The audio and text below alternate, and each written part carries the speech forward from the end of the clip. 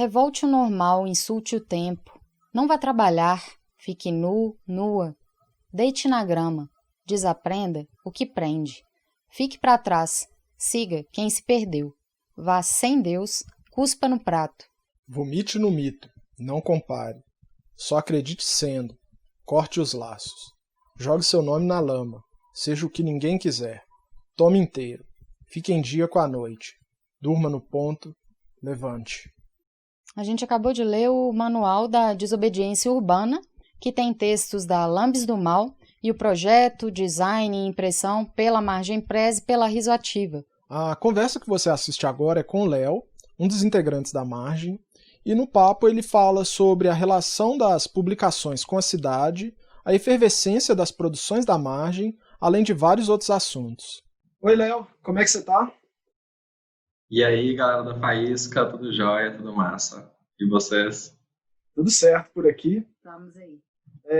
Para a gente começar a nossa entrevista, eu queria te pedir para se apresentar, você como artista, como editor, e também falar um pouquinho sobre os outros integrantes da Margem, como é que funciona, assim, quem são eles.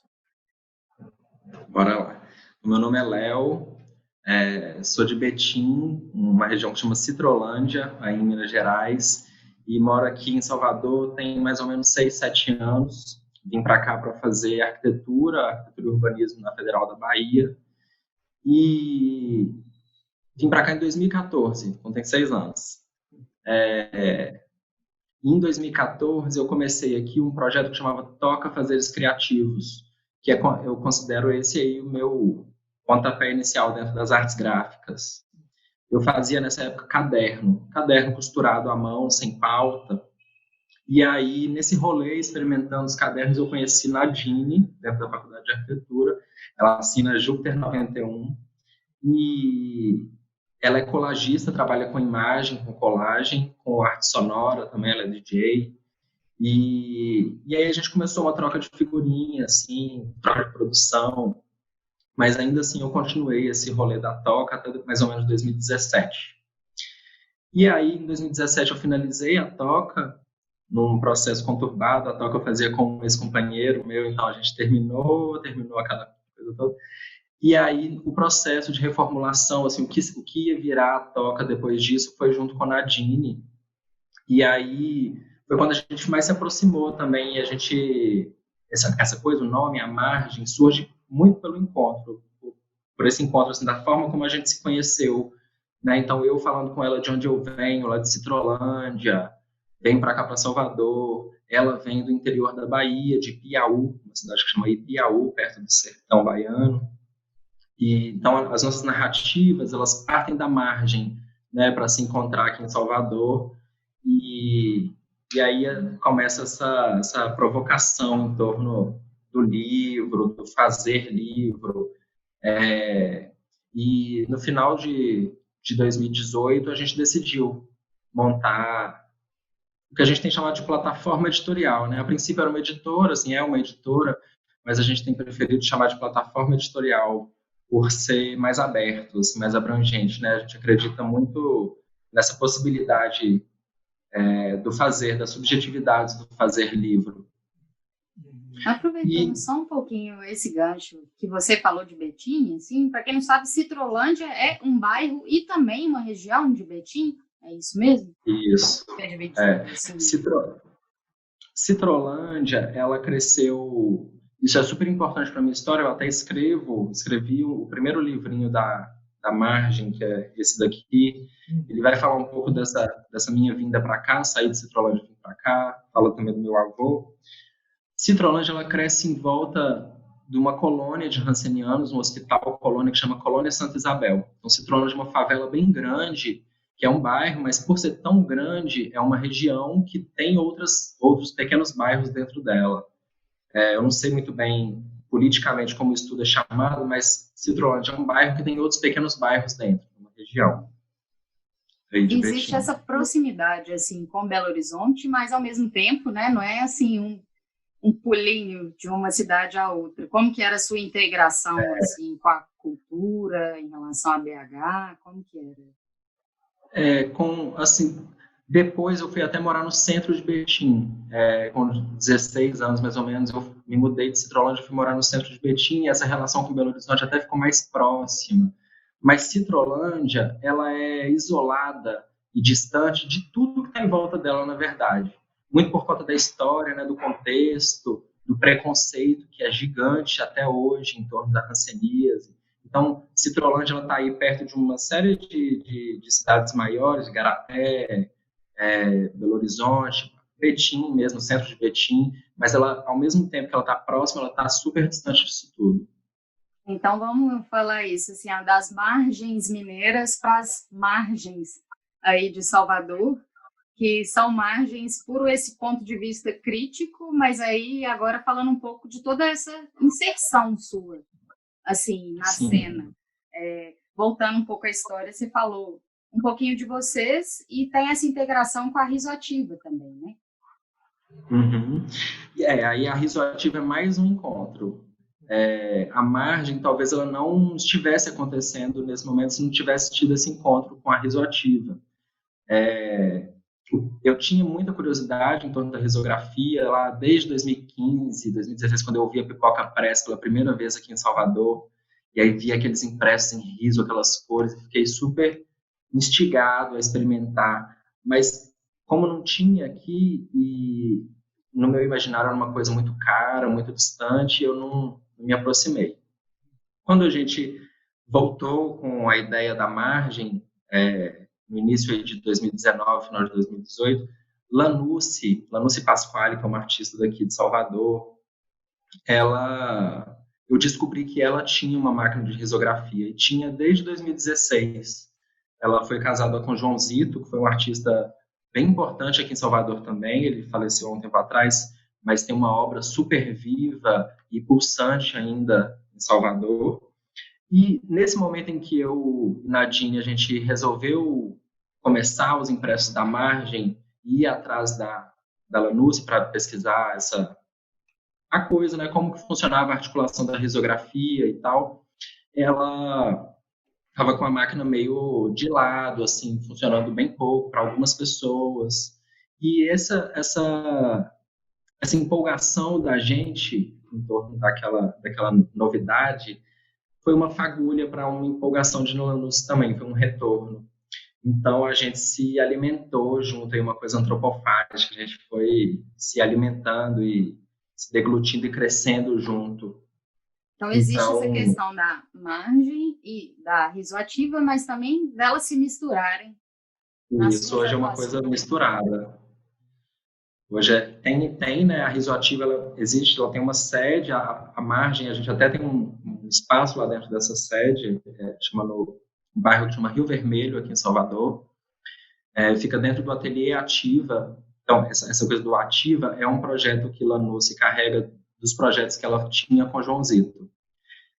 Então, tem o ateliê Ativa, dentro do ateliê Ativa tem o projeto da risografia, que é a Risoativa, e a gente tem funcionado lá também, dando oficinas, né? A gente tem se preocupado muito com essa difusão da risografia aqui em Salvador, para além de atender os artistas que já conhecem, que já têm trabalhado com a gente, algumas editoras, como a Editora Gris, a Editora Duna, a Tiragem, que produz a revista Miolo, tudo aqui de Salvador. Salvador tem uma cena super legal dos impressos. Então, para além de atender essa galera da cena dos impressos daqui, a gente tem feito muitas oficinas, né, expandindo e ampliando a coisa do impresso risográfico. Então, Léo, eu queria que você comentasse um pouco sobre as publicações da Margem, porque, apesar da editora ser recente, né, vocês publicaram muitos trabalhos. Assim, eu queria que você comentasse um pouco sobre esses trabalhos que vocês lançaram. Então, vamos lá. A editora ela tem um pouco mais de um ano e a gente já publicou algumas coisas mesmo nesse pouco tempo, né, nesse tempo curto. A primeira publicação foi essa, o Caô Cabecilê, Uma Possível História para o Meu Avô Joaquim Trovão. Esse livrozinho é o pontapé inicial para um projeto de autoficção que eu tenho feito em torno da história do meu avô, da minha própria história, né, da minha curiosidade em torno da minha história e essa história da hanseníase que eu estava contando para vocês agora. Aqui, ó, aparece até uma imagem do portal da Colônia Santa Isabel, o antigo portal da Colônia Santa Isabel, onde ficava escrito "Aqui se viverá bem", em latim. Enfim, a história é controversa, mas o portal estava lá desse jeito.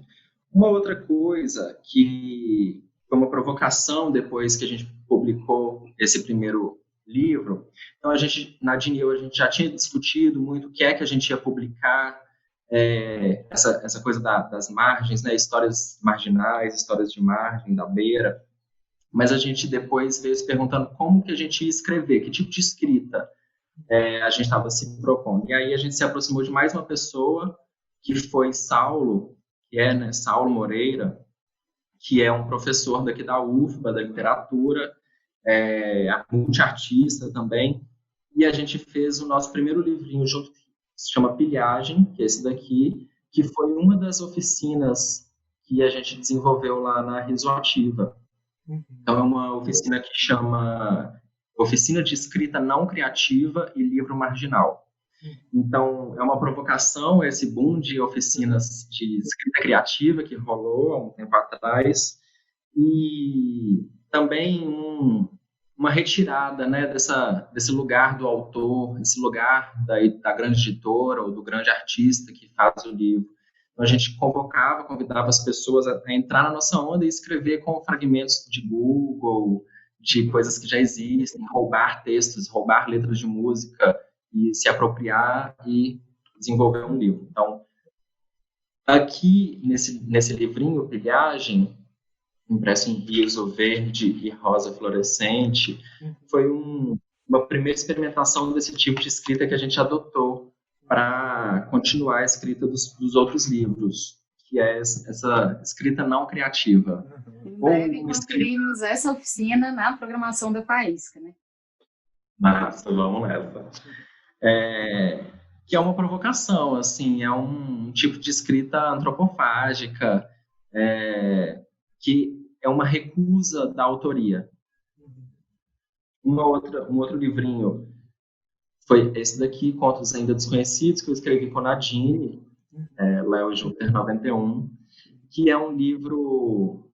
A gente começou a colecionar recortes de revista de crianças, imagens de crianças, desde quando a gente começou a história da margem, assim. E aí, em junho ou julho, em junho, a gente escreveu esse livrinho, e foi nessa ideia da escrita não criativa também. A gente colocou em cima da mesa várias palavras, vários recortes de palavras e frases, numa espécie de brincadeira, a gente foi montando o livrinho. Então, as imagens vieram primeiro do que o texto, e os textos vieram nessa brincadeira. Então, é um livro, a princípio, para criança, mas que fala de infância, né? Ele fala de uma ludicidade, de um modo infantil, ou um modo da criança ver e encarar o mundo e criar o mundo. Um pouco disso. Um outro livro que a gente fez em oficina, nesse mesmo modelo da oficina do Pilhagem, foi esse, o EITA. Esse aqui, uma curiosidade, foi que a gente não usou computador. O EITA, a gente fez um projeto, né, uma edição. Esse daqui a gente usou o scanner da Riso, uma tentativa de se aproximar ainda mais a Riso com a Xerox. Então, foi tudo feito na mão, separando, né, os canais aí das cores na mão também, fazendo recorte e tal. E depois a gente usou a scanner da Riso para fazer a impressão. Então, tem uma outra característica, né, mais próximo de gravura, as cores são mais chapadas, mas foi massa de experimentar isso, de fazer um livro sem computador. Foram 8 pessoas envolvidas. Eu queria que você falasse um pouquinho sobre esse processo de fazer sem o computador, assim, que a Riso também possibilita isso, né? Ela também tem um scanner, né? As máquinas têm esse scanner, e você gera um master, né? A partir de cada scanner, você gera um master para fazer uma cor. Eu queria que você comentasse um pouco sobre esse processo, um pouco mais. Né? Parecido com a serigrafia, né? Essa coisa da separação das cores. Então, a gente faz o projeto, decide as cores de acordo com a disponibilidade de cor que aquele estúdio tem, e aí a gente separa as cores. Isso aconteceu, essa essa aventura do EITA aconteceu numa época em que a gente estava tendo muitos problemas com o master, com a leitura do master. Alguma coisa aconteceu na nossa máquina que, quando a gente pedia para ela fazer a master pelo computador, ela não conseguia fazer. Foi um bug que deu na máquina e a gente gastou muita master. Quando a gente percebeu que estava com esse bug, a gente já tinha gastado muita master. E master é caro, né? Vocês mandavam no computador, ela decidia fazer pegando do scanner? Não, a gente mandava do computador e ela jogava uma master fora, ela fazia uma master sem gravar nada. Então a gente foi perdendo master e até perceber isso. E eu estava com essa oficina agendada, já com pessoas inscritas e tal. Aí eu fiz um teste nisso, assim, usando a scanner e vi que rolou. Assim, na primeira tentativa ela já fez a master, percebi que tinha essas mudanças, né? Assim, são mudanças consideráveis de qualidade da impressão, que talvez pesquisando, experimentando mais, eu consiga chegar num outro lugar, mas aqui as imagens elas foram ficando bem chapadas, olha, as cores ficaram, mas é tudo. Acho que essa é uma grande qualidade da Riso, né? Do inesperado, assim. Sim. A arte ela acaba acontecendo ali na impressão, para além daquilo que você projetou no computador ou na mão. Você tem que estar pronto mesmo para surpresa e ela faz parte mesmo. Para surpresa. Nossa. Um zine que a gente lançou que circulou bastante foi esse daqui, o God's Pocket, Metástase. Também é mais uma pessoa importante para a margem, por isso que a gente gosta de chamar de plataforma editorial, porque as pessoas elas vão chegando, e à medida que as pessoas vão chegando, a gente já considera como integrante da editora, a gente não tem muito apego com cargos e etc. Então, o Felipe Rezende é uma pessoa que tem publicado muito com a gente, ele é ilustrador, multiartista daqui da Bahia também, de uma cidade que chama Barreiras, mas atualmente mora aqui em Salvador. E o God's Pocket é uma crítica, ele vem assim como uma coisa meio cirúrgica, e dentro é uma metástase, né, a evolução de um câncer, e quando a gente abre, tem aqui a crítica política que o Felipe desenvolve, evidenciando o nosso câncer, né, atual, difícil de ser combatido e gigante. E ele circulou bastante porque a gente lançou, a pessoa comprava o zine e ganhava um impresso, um cartaz com essa imagem para colar na rua. E isso empolgava muitas pessoas. Ele é de 2019? Isso, de 2019. Então, circulou muito assim na rua, né? Andar na rua e de repente ver esse nosso pôster aí colado. Então, um outro livro do Felipe, que é massa também, é esse, Paisagens Ensolaradas, que é um livro de quase 3 metros, uma sanfona de quase 3 metros, e são mapas de regiões periféricas a Salvador, e que o Felipe foi andando, percorrendo e desenhando os trabalhadores ambulantes que ele ia encontrando pelo caminho. Então, é uma deriva, né? um se perder pela cidade, encontrando essas pessoas que, de certa forma, constroem o cotidiano ordinário da cidade, né? Impresso em riso azul e a capa em serigrafia pelo Ateliê de Ofícios, que é o Flávio Oliveiras, que é um super parceiro da gente também. E aí, já chegando para o fim aqui, falta só mais um, Frutas Maduras, do Rafael Dutra, que foi o nosso maior livro, tem 208 páginas, e as imagens foram impressas na Riso, os textos não, por uma questão de economia mesmo, porque o texto ele é muito fragmentado e pequenininho, então essa é uma coisa da Riso, né? Se eu fosse gastar uma master para imprimir esse textinho tão pequenininho, eu ia acabar, enfim, né, gastando demais para uma coisa tão pequenininha. Mas as imagens foram... O Rafael ele é fotógrafo daqui de Salvador, ele queria ilustrar com as fotografias dele, mas uma provocação que a gente fez foi de não usar o computador. Então, a gente já tinha experimentado o EITA, a gente já viu aquela qualidade de imagem, e aí a gente pegou todas as fotografias do Rafael, as fotografias que iam ilustrar o livro, e recortamos na mão com estilete, e retiramos o que seria verde, o que seria laranja, fizemos na mão, e aí as imagens também não não foram com computador, foram todas na mão, usando o scanner da Riso. Além desses processos manuais em criação, que vocês usam bastante, os acabamentos, você também quem trabalha nisso. Como eu já tinha essa experiência, né, da Toca Fazeres Criativos, e eu gosto bastante de costurar, a gente faz todos os acabamentos gráficos dos livros. Então, esse aqui é uma costura japonesa. O corte a gente faz na mão também, a gente não tem uma guilhotina até hoje, assim, por enquanto tudo certo. E aí o nosso último livro é Levante, o Sistema Caiu, que é o texto da Lambas do Mal, que é um coletivo daqui de Salvador também super legal, que eles trabalham com arte urbana, com Lamb, né, principalmente, e tem um projeto aqui de uma galeria que chama RV Cultura e Arte, que chama Incubadora de Publicações Gráficas. Em 2019 aconteceu o primeiro, esse ano está acontecendo o segundo. No primeiro, o Lambis do Mal participou e fez a primeira edição desse livro. Essa é a segunda edição.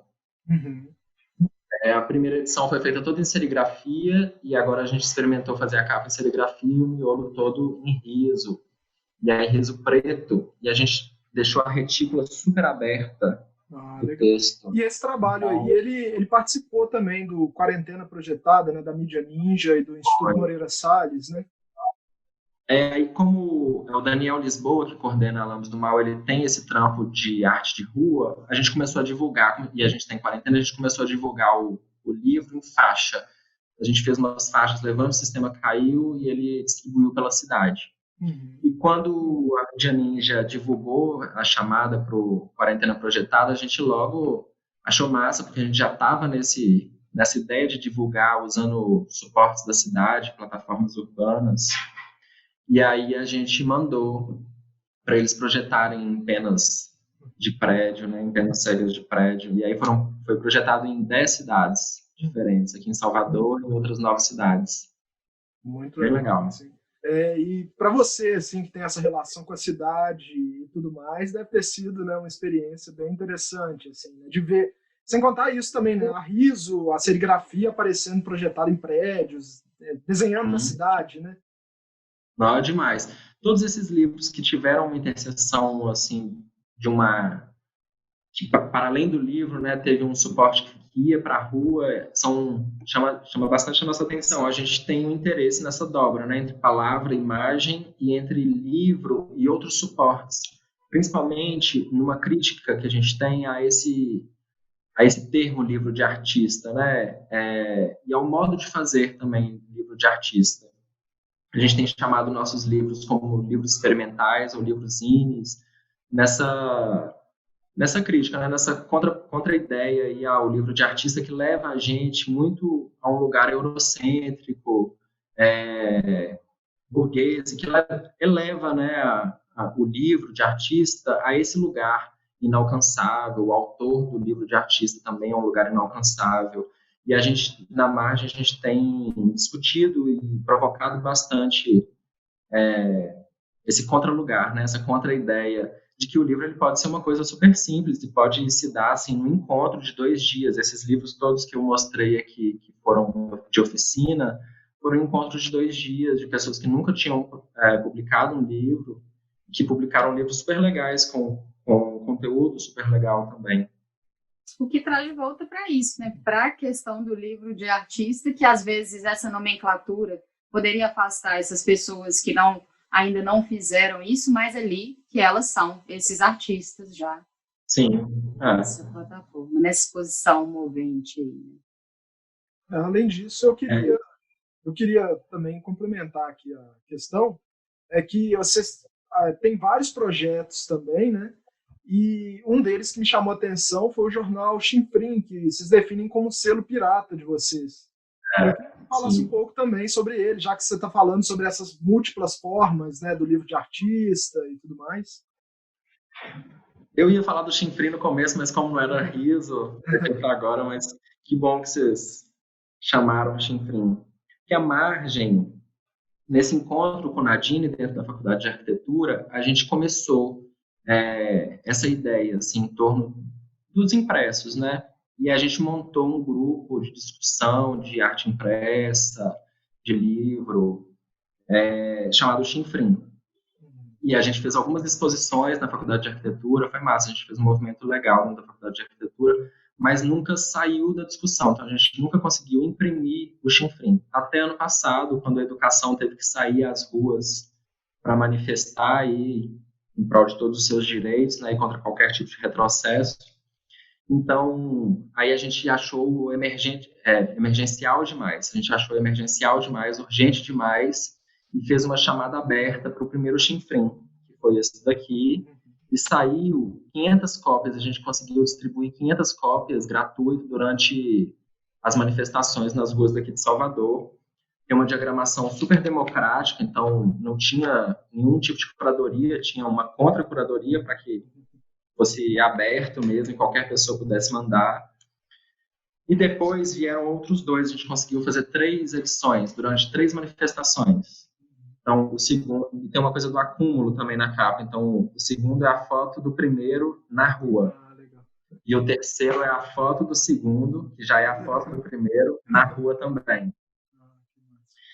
E, ao todo, a gente conseguiu distribuir 6.500 cópias de graça na rua aqui em Salvador, com apoio da editora da UFBA, de alguns professores, de alguns estudantes que se juntaram. E a gente conseguiu distribuir 6.500 cópias, e aí isso foi um gás enorme, assim, uma faísca que fagulhou, assim, demais, né? Incendiou a gente, assim, muito porque as pessoas acreditaram e botaram fé na gente também enquanto editora, entenderam o nosso movimento, nossa ideia, e também porque a gente viu como que a gente conseguia fazer a coisa acontecer, assim, né? A partir dessa ideia de plataforma, de ser plataforma. Então, o Chinfrim, ele tem essa importância de ter, né, mostrado a gente, colocado a gente na rua enquanto editora aqui em Salvador. Existe esse momento também na margem, ter publicado várias coisas, ter trabalhado bastante nesse contexto que a gente está agora do nosso país. Com essa presidência, você já deu diversos exemplos aí sobre falar com isso e chegar também nessa movimentação das manifestações. Você acha que isso acabou sendo, de certa forma, se contrapor a tudo que está acontecendo no país? Foi um impulsionador para a produção de vocês? Como funcionou essas pontes? Assim? Foi, né? Acho que essas situações de crise, assim, são para a gente que parte da margem, principalmente para a gente artista que parte da margem também, são essas fagulhas, assim, são esses incômodos que fazem a gente criar, e a nossa criação não é esse tipo de arte decorativa, né? A gente cria muito para resistir e sobreviver.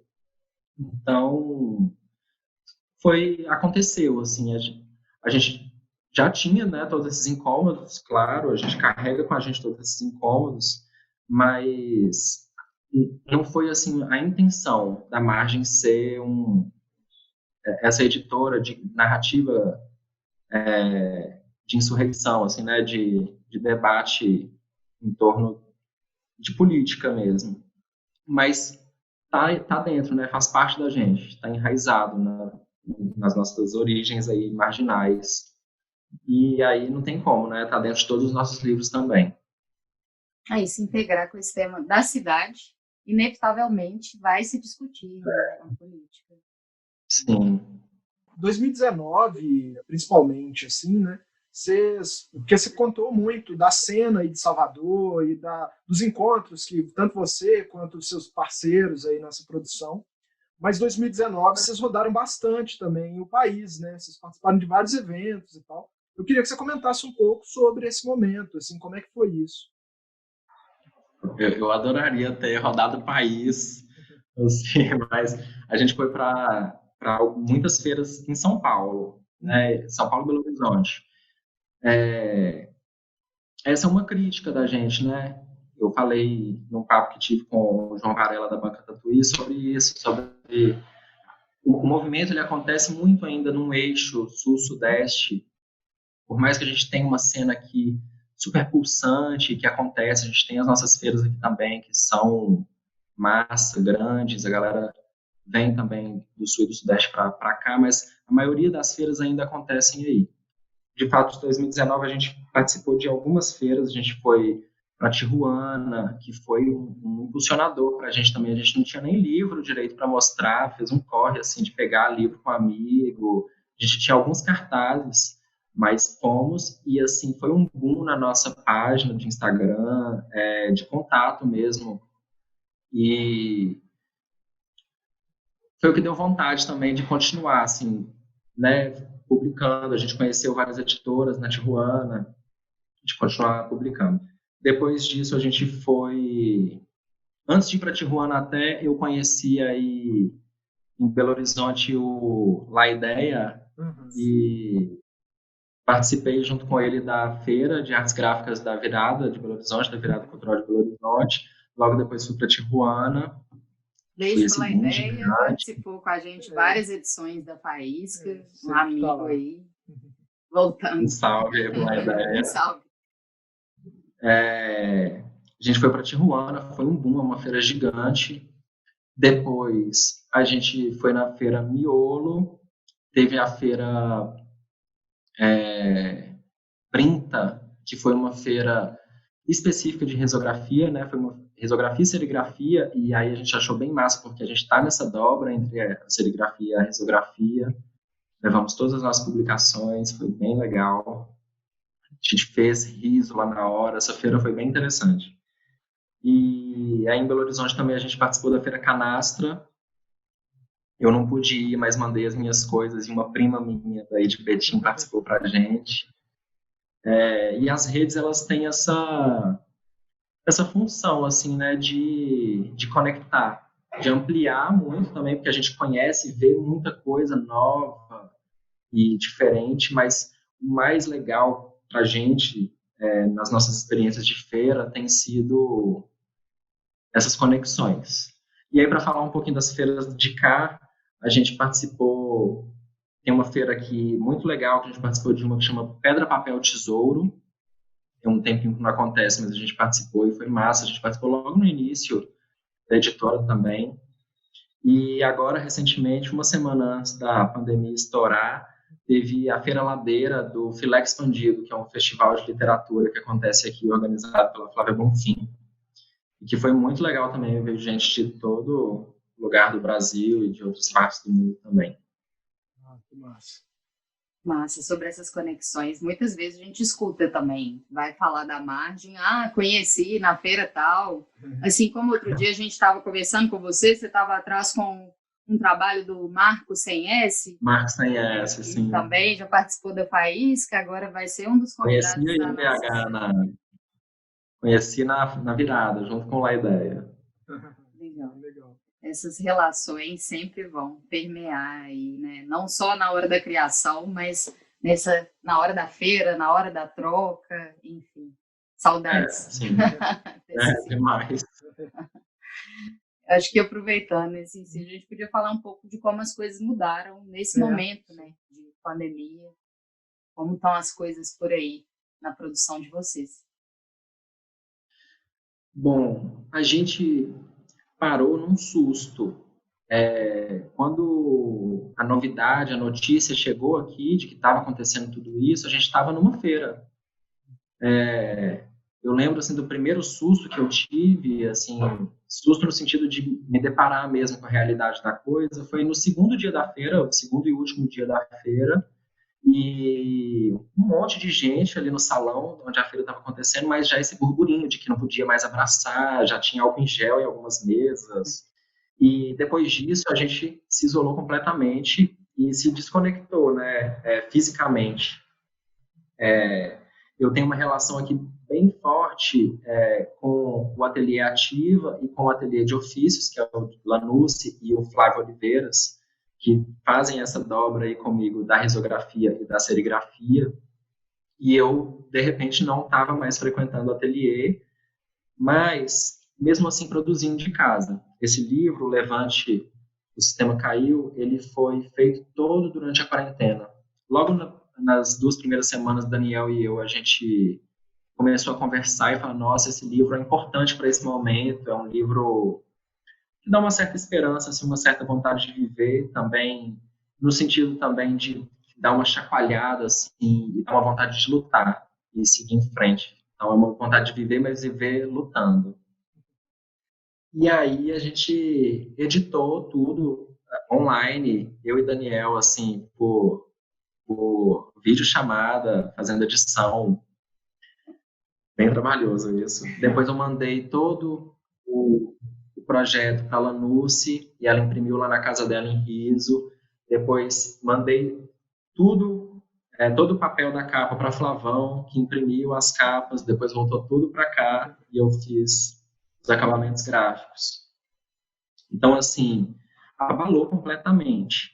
Mas a gente tem feito os nossos desvios, né? A gente tem conseguido desviar dessa turbulência toda e manter aí esse brilho, né? A vontade de continuar criando e resistindo. Porque é isso que eu falei com vocês, que a nossa criação é uma forma de sobrevivência. E para os próximos tempos, assim, como é que estão os planejamentos da Margem, assim?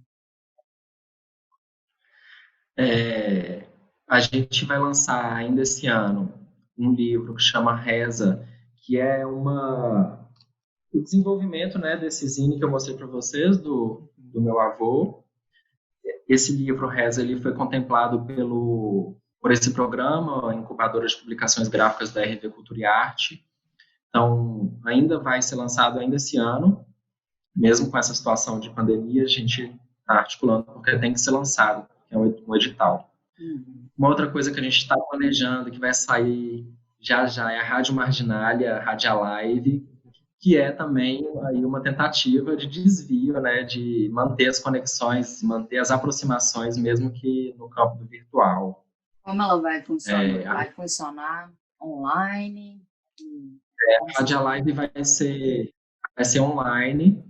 A princípio a gente não sabe a plataforma ainda, mas Nadine, que é DJ, né, ela que vai apresentar, e é um espaço em que ela vai experimentar essa dobra da música e do impresso. Então, todos os encontros vão ser essa dobra e essa brincadeira das discotecagens dela com artes gráficas, impressos a partir dos convidados. Assim, e a primeira vai... Novidades, já manda pra gente Manda demais. Né? A primeira vai ser comigo, Saulo Moreira, Laura Castro e uma entrevista com o Flávio Oliveiras. Essa primeira, um programa piloto é meio que apresentando a gente, então são pessoas que já publicaram com a gente. E a gente vai começar a delirar graficamente aí nessas ondas sonoras de Júpiter 91. Bom, agora acho que a gente podia falar um pouquinho do que a gente está vendo ali atrás. A gente já está vendo o manual da desobediência, você já falou um pouco. Manual de Desobediência Urbana. O manual de desobediência urbana, ele vai junto com o livro Levando o Sistema Caiu. Quando o Daniel ele editou o livro, ele editou também esse manual. Ele ficou na dúvida se o livro seria esse daqui ou se seria o manual. Então, como a gente não queria deixar de lado, a gente resolveu fazer o manual como um manual mesmo, e ele embala o livro. Então, vai embalado no livro.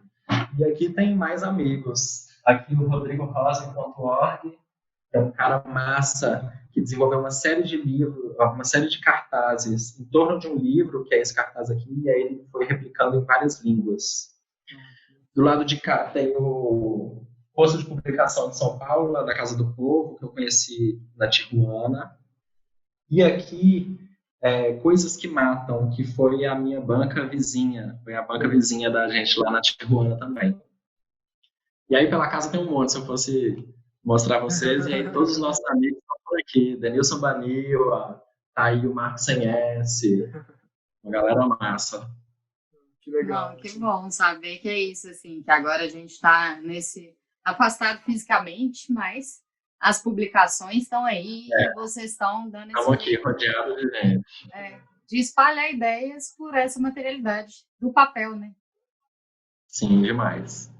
Então, acho que essa é uma função importante do livro. Assim, a gente perde totalmente o controle, né, de onde é que o livro vai parar quando a gente lança ele. Então, isso é uma mágica, assim, saber que o meu avô, por exemplo, que é um cara que foi excluído da própria história, vai parar em outros lugares que ele nunca imaginou ir, próximo de outras pessoas que negaram ele a princípio. Isso é muito importante. Não, bem massa mesmo, assim. Sim, e esperamos trocar muitas outras ideias aí ao longo desse processo. Sempre um prazer falar com você. E Realmente. vamos para a gente Vamos demais. passar aí por esse momento e depois desse momento também, para a gente poder se encontrar. Sim, sim. E logo menos vamos ter uma oficina juntos, né? Vamos experimentar riso daqui de Salvador juntos. Com certeza. A gente está ansioso para receber sua oficina e as pessoas que estão assistindo aqui podem ficar preparadas aí, que vai ser bem legal, né? Chega mais, que vai ser massa. É isso aí, muito obrigada pelo Valeu seu demais, tempo é. e por todas as conversas. Valeu demais. Um abração. Um abração para você, Léo. Tchau, tchau. Até mais. Tchau. Até a próxima.